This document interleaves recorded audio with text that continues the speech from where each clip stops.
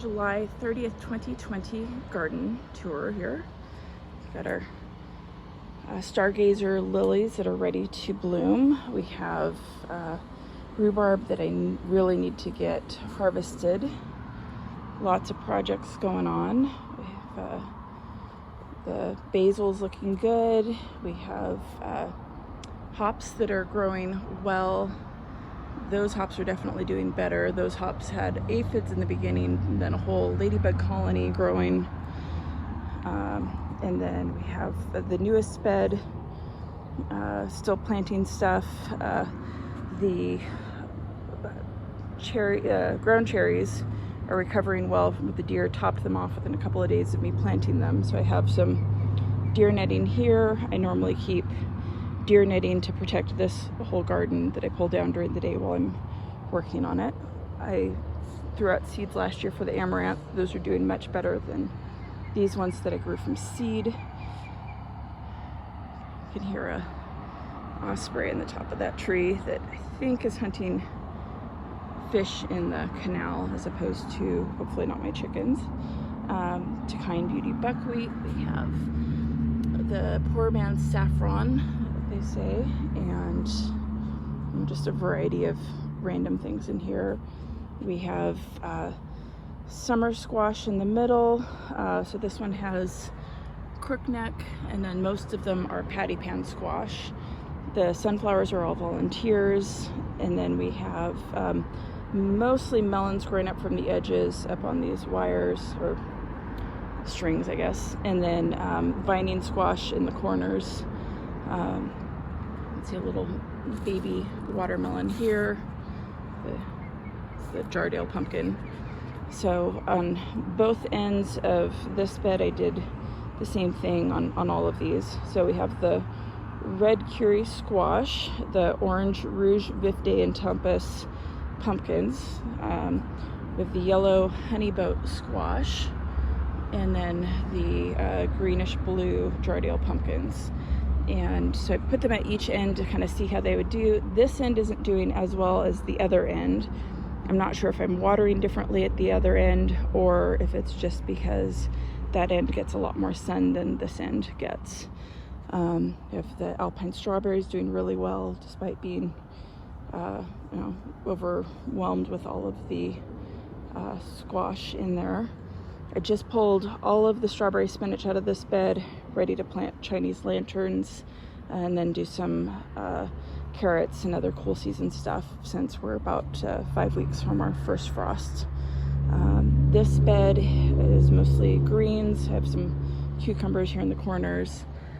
Frost cloth is still out. I went ahead and covered this bed. It had been open for quite a while, but then now I'm giving it a little bit of sunshade since these are the greens that need that protection, although most of them are gone to seed.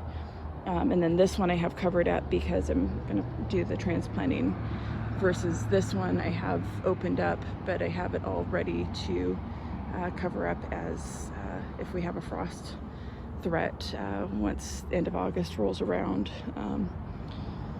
So again, this bed's doing well. I had the decoys. I did a different video about those. Those really held off the cabbage moths, cabbage butterflies, but now the plants have outgrown those, so they're not doing as much, but they're certainly helped a lot early on. All kinds of goodies stashed in here. Experimenting with tomatoes, growing tomatoes in pots versus here in the beds. They're definitely much better in the beds right now, but once we get a frost, these ones can come indoors, versus this just has the frost cloth that'll protect it about an extra 6 degrees. So we'll see how that goes. The loofah gourd that's growing here, and then birdhouse gourd there in the tree. Another watermelon growing here. So we've really packed things in, trying to make the most of our space. We have some varieties of garlic here. Everything's really tight because I don't have a ton of space on this property. We have patty pan squash that are getting ready. I've been harvesting quite a bit of this actually. So some yellow patty pan and the green patty pan, and then another yellow variety there. The borage is all volunteers. I went ahead and just let it stay in this place because it's just in our cruddy soil. Same with the Hopi tobacco. Since it's not taking up bed space, it just makes it a little tight to walk through. Some rat's tail radish going to seed in there. Those have definitely been a favorite.